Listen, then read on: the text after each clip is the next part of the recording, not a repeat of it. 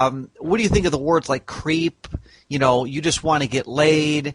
Obviously, this is they're recently with the Tiger Woods fiasco going on. It seems like everybody's caught up in this idea that it's evil for a man to want to meet women and get laid, and not that that's the end all be all. But I mean, do you think that's a Western phenomenon versus do you think the rest of the world laughs at us?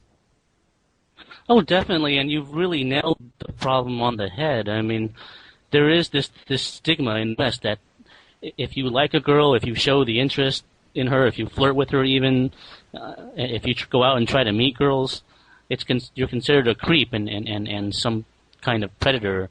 And all this is really negative because it feeds into this paranoia of people that, especially against men, that men are creeps and that they need to mind their own business, and that it just ruins the whole dating thing, the whole relationship thing. Yeah, I think that's good. The point you make there. One of the things that I kind of feel bad about is that I tell you, I've noticed this thing with women because when I've lived in apartment complexes, the attitude that women have today is, I don't think all women are hostile. What I think it is in American culture, we have been so raised, like if a girl says, "How you doing, Steve?" or "How you doing, Winston?" that immediately sets off this, well, if I say that to him as a friend, he might pursue it as you're too nice. So women are, in a way, are in a dilemma too, because they realize that if they are nice to a guy just on a friendship level, that this is going to invite the idea that, hey, maybe she likes me. And so we are really caught in a crossroads of, it's a no-win situation for men and women, both kind of. Although I will say the dating scene surely favors women. What's your take on that? It definitely favors women because they have all the choices in the U.S. and there's just so many nice guys in the U.S. that can't get dates more than in any other country that I have been to, and but most of them deny it, or they think that the problem is themselves, and they think they have to fix something, because most people believe what the media says, and the media says that it's easy to make friends and get dates in America because it looks that way in movies and stuff, and so a lot of guys think that's normal, and they'll con themselves into thinking that. So there's a big denial over it. But yeah, women are conditioned in the U.S. to see it as negative if a guy, has an interest in them, or if, or even just hanging out with a guy as a friend is seen as kind of like, oh no, people will think that we're dating and stuff, and even if people thought that, it's not a bad thing. But there's just this paranoia in the U.S. toward dating and toward relationships, and this segregation that you don't find anywhere else. And it's not about being isolated in the suburbs. It's not a matter of geography. For example, if you went to a village in remote Siberia in Russia, I mean, the village would be geographically isolated, but you'd never have the sense that people are distant and disconnected. There's a camaraderie over there that's really missing in the U.S. and there's a natural sense of connection and wholeness, and you just feel like you can have fun and be yourself. Even in a remote village, it's like that. I mean, everyone feels connected. There's no psychological segregation, and so what I'm talking about is an attitude where every man is an island, not physically but psychologically. In attitude, people are disconnected and distant, and the bottom line is there's just no sense of connection in America, human connection, that is. So that's why even when you're in a crowd of people, or even among your friends or acquaintances, you can feel all alone because there's just this disconnectedness, this barrier between people, and it's very obvious, but it's not being talked about. It's one of those things that people know and can feel, but you're not supposed to talk about it. It's kind of like the emperor's new clothes syndrome, and it just appalls me that something dysfunctional is so silent. I mean, that we have such a big blackout over it, like it's being denied and we're not supposed to talk about it, and that's really appalling to me because it's dysfunctional. It erodes relationships and it erodes your self-esteem to be so disconnected and lonely. And incidentally, if you do the research, you'll find that the U.S. has the highest rates of mental illness and loneliness in the industrialized world. So that alone tells you right there that it's a social problem, and it's not a matter of me being not good enough or there's something wrong with me. I mean, there's definitely a social epidemic, and you can see that in the statistics. I mean, America has some great things about it, but it is probably the loneliest country in the world, and the lack of human connection is the biggest there, more than I've seen anywhere else. Yeah. Not to mention really... not to mention, Winston, all the damn bureaucracy we have. You know, when you look at third world countries like in Africa or South America, despite the fact that you have there's a huge gap between rich and poor. Poor people have much more autonomy over their lives because if they raise their kids or they spank their kids, they don't have government bureaucracies kicking the doors down with jackbooted thugs with Darth Vader uniforms telling them this is the way it is. You know, there's so many evil things about America in the Western world in general that are just not being talked about. I've talked about this. This gets into, like, you believe in conspiracy theories, so do I, because I definitely believe that the dating scene and as it pertains to men is definitely a conspiracy in the sense that the decisions that are being made in our society are downright evil. And in third world or second world countries, like I said, despite the fact that there are bigger gaps between rich and poor, not much different now that the America is changing, but they have less bureaucracy controlling their individual lives. With the whole sexual harassment thing, that falls into bureaucracy. I mean, years ago, a guy could say, wow, look at that dame, she's really hot. But now it's like you say that in a workplace and you're looking at a sexual harassment lawsuit. I mean, our lives are definitely, if people don't believe that we are living in a tightly controlled matrix, they're living in a world of illusion. What's your take on that? Oh, that's definitely all true. I mean, for some reason, we're socially engineered to live in fear and to be segregated and paranoid. And it could be a conspiracy because, there's some rumors. Like, for example, I don't know if you've heard the clip of Aaron Russo talking about what he talked about with Nick Rockefeller a long time ago, that the Rockefellers funded the feminist movement. So there's all kinds of rumors and conspiracies, and they could be true, but the bottom line is that there does seem to be some element that segregates people, makes them paranoid, and lives in fear. And it seems like people are made to be fearful so that they can be weak and easily manipulated. So that does seem to be the case, and most people do live in fear, and that's a tragedy, because when you live in fear, you can't be your best. You're weak. You're paranoid. You believe whatever you're told, and most countries, I'd say, the elite have ways of conditioning and brainwashing people and making them live in fear, because it's in the best interest of the elite to have the population living in fear so they can be easily controlled and manipulated.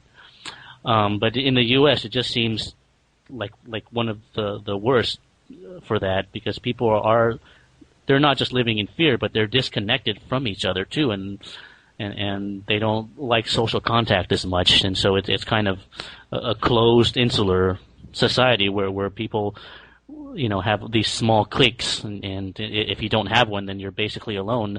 Yeah, you know what, Winston, can't go out and meet people. Yeah. Winston, what I was going to say about the cliques thing, you're absolutely right about that, because I want to interject here. The cliques thing, one would think that when you go to a baseball game, like let's say you're at a sold-out stadium of 80,000 people at a college football game, one would think that, these people are all social, they're all in a group hanging out. But in reality, they're just in cliques. They're in little 3-4 group cliques. They don't really have, outside their little 4-group clique or 2-group clique, they don't really have any connection with people. And it's easy to think that Americans are connected, but yet we're a very lonely people. And I mean, this all falls into why the dating scene is the way it is. We are living in total fear and isolation. When people turn on the TV and they watch a show like Law and Order, they say that Mariska Hargitay, or one of the lead characters on one of those shows, says, if you say the wrong thing, you're going to prison. You're going to get raped in there. People really believe that they push this fear factor on people so much that people really think that if they speak out against the government, they're going to get gang raped in prison. And I think fear is the number one thing that these Western governments have used on people. Fear that you'll get raped in prison, fear that you'll get a sexual harassment lawsuit, fear that you'll be labeled as a pedophile, fear that you'll be fired from your job for saying the wrong thing. I mean, fear seems to be the modus operandi that these people are using.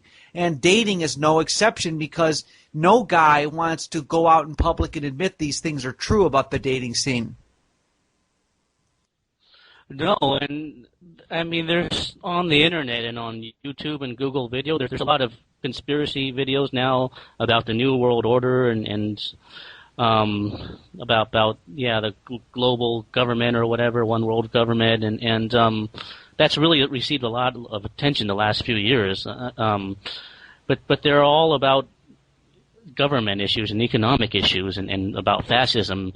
I mean, I seem to be one of the only people talking about dating and social life as well. I mean, a lot of these conspiracy leaders are great thinkers. They're brilliant, but they, for some reason, they don't talk about this issue that in America there's like no sense of social connectedness, whereas in most countries there's a much greater sense of social connectedness.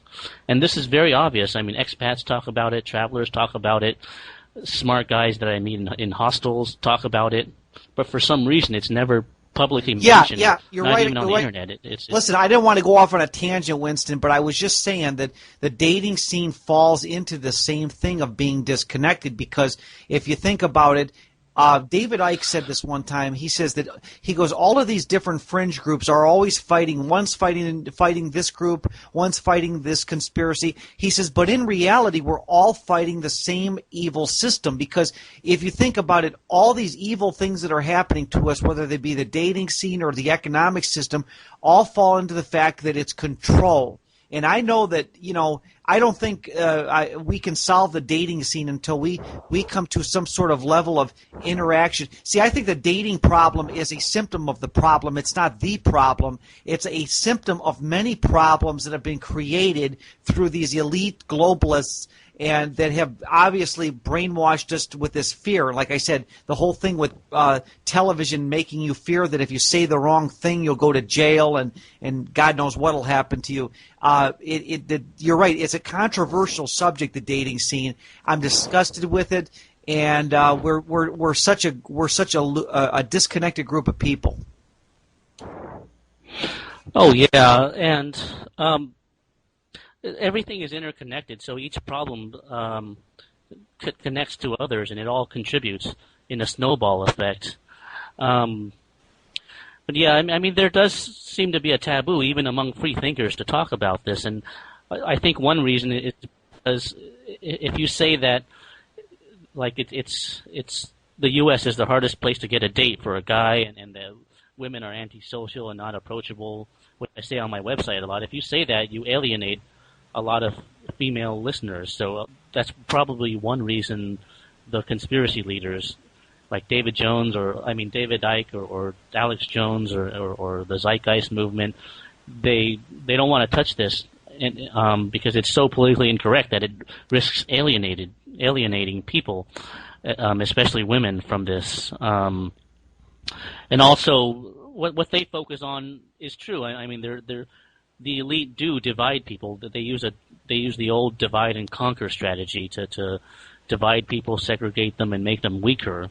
But what they don't tell you is that this is worse in America, because when I go to other countries, I mean, I meet people easily without trying. I mean, like in Europe, for instance, or in Russia, I'll be standing at a bus stop, and then a girl will chat me up, and we end up having coffee and having an intelligent conversation on the bus, or you just casually meet people anywhere. I mean, and the people you meet are not losers. They're well-adjusted, nice, skinny girls that eat right and are mentally balanced. And as you know, the rest of the world is not as obese as in America. People tend to be skinnier, so I mean, regardless of which conspiracy theories are true or what the elite plans, I mean, all we can do is speculate. But what I know firsthand is that in other countries, it is easier to meet people, especially girls, and there's a sense of connectedness. And even if I'm physically alone, I don't feel alone because I feel like there's a natural connection with people, and you can sense that from the vibe of the environment, the Winston, let me say this. I've read your articles, and you're so intellectually in depth with everything. I can imagine to read quotes of it. But how did you come to this conclusion that I mean, this is such a taboo subject? When you mention people being disconnected, people are like, what? I don't know what you're talking about. I mean, I talk to my friends. How do you feel, and specifically, if people in fact are going about their daily life socializing with friends and family, how do you think that they're really disconnected? I mean, do you really think that let's say you take an average guy that can't get a date, do you think that he internalizes some sort of angst or frustration that he just can't put a finger on? Do you think it takes a certain modicum of intelligence to understand what's going on? Because I mean, how does an average guy who can't get a date or get laid, for that matter, really deal with this? Because he will deny it. He will flat out deny it's a problem. Is there a certain frustration that maybe instinctively he knows is true? Mm-hmm. That's definitely true. I mean, I've had people write me and tell me that they've always felt that there was a problem, but they can't put their finger on it. It's like, there's something wrong with this dating scene and this social disconnectedness in America, and not only that, but there's an inner fragmentation inside of you too. Like, there's not a wholeness.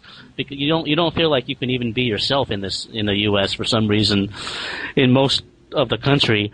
But yeah, there is this emptiness, but it's being denied, and you're programmed to think that it's normal, and the culture kind of teaches you to fill that emptiness by going out and buying things and consuming and being a workaholic slave to a corporation.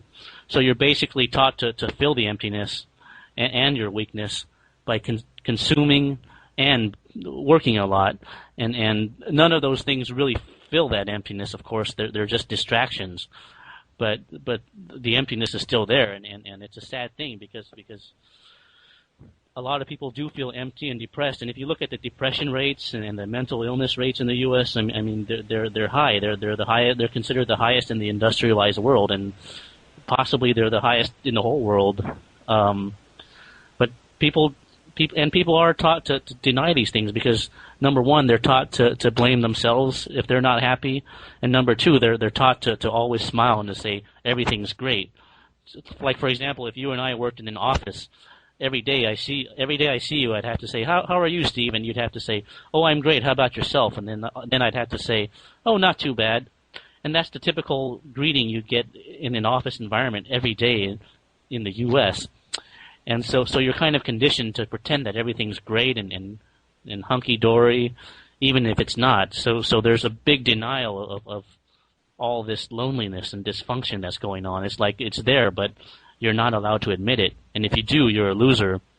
And instead, it's kind of like when you go to an Amway meeting or a multi-level marketing meeting, you'll notice that in reality, most people are losing money, but they all act hyped up and happy because they're given all this feel-good rhetoric to be positive and stuff. But so it's like they're acting positive on the outside, but inside they're empty and sad and depressed and it's like feeding off of an illusion or lie. I mean, the multi-level marketing thing, hype or thing is very reflective of what we're talking about. I mean, it's like a total denial of reality. If you get what I'm saying. I know exactly, and that's where we come into the whole pickup artist community. The PUA, or pickup artist as it's known, is this feel-good feeling that if you're a frustrated heterosexual guy that can't get a date, we have a prize for you. We have a package for you that can help change that. And just like a get-rich-quick scheme, it promises you the world but delivers absolutely nothing other than makes you feel good because, like, you can watch just like you can watch a multi-level marketing presentation or listen to it on audio tape or CD. You can listen or watch one of these PUA videos and think, "Wow, I feel good about it." But it really delivers nothing other than just a bunch of false promises, and it totally. You know what? This gets into this. I think that the PUA is not a conspiracy. Well, I guess you could say it's a conspiracy. I think the marketers of this knew in advance that there was this plethora of guys out there that had disposable income that couldn't get dates, and they realized let's rake these SOBs for as much money as we can. And it doesn't solve the problem. I mean, we still have the lonely dating scene, and And by the way, I know this sounds crazy to admit this. I never thought this was true, but looks do matter in the dating scene, whether people like it or not. And I don't know what took me so long to realize this until I got older. Now I'm going to be 40 next year. I'm not as attractive as I used to be, and I realize now looks do matter, because when a woman likes a guy, she will do certain things that show it. So all of these things, the PUA industry is always saying, oh, looks don't matter. You could be a 60-year-old guy making out with a 20-year-old girl.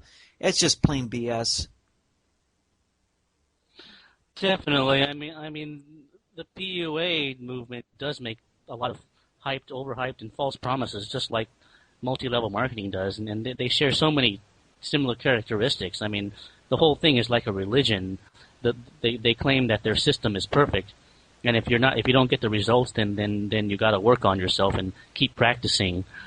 And they put people into formulas, which doesn't work. People don't fit into formulas, and it's not natural too to have to use techniques to get to know people, because conversation and bonding with others should be a natural process.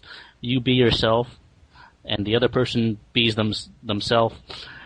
And then as long as you're down to earth and natural and sincere, I mean, you can bond naturally. You don't need techniques. And even if PUA did work, it would only attract dumb airheads. I mean, you're not going to get high quality women to fall for you by being cocky and funny, or by teasing them or busting their balls. I mean, most intelligent people see through that. So the best you would be able to get are some dumb airheads who are insecure themselves. So. And furthermore, I've seen no proof that PUA does work, because they don't have any proof that it does. They just have a lot of testimonials and stories, and none of them are verifiable. They're just, I mean, Amway has stories too of people making it rich through their system, but the reality is the average person doesn't, get those results. And for me, the defining criteria of whether a system works or not is whether the average decent guy can take the system and get results consistently, not just a few people, but the average majority. So if a system can't do that, like PUA or MLM, and they can't, because the average person does not get consistent results with those systems, with PUA or MLM. But with global dating or going abroad, the vast majority of guys report far better social and dating experiences than back in the U.S. I mean, that is consistent. And you don't have to be anything special. You can just be an average nice guy or an average decent guy. And I mean, every guy has issues, but the vast majority of guys are much happier dating abroad than they are in the U.S. for sure. I mean, every guy I've talked to. So global dating fulfills that criteria, where the average guy can do this or go abroad to the right country for them and get consistent, better results. Whereas MLM doesn't and PUA doesn't. You cannot. That's the bottom line, is whether the average person can get consistent results or not, and I think that's the defining criteria. Hey, I got some. Let me add a little more to the Winston. Let me add a little more to the Tiger Woods scenario. I found something out that to be very consistent with American and Western culture. Even though a guy could be a good-looking guy and be talented, like Tiger Woods is pretty attractive. I mean, as a guy, he's definitely talented in his field. we in America are led, in the Western world in general, are led to believe that if you're a guy and you're famous and wealthy, you are privileged to have good-looking women in your life. But ultimately, the women are always considered the prize. In other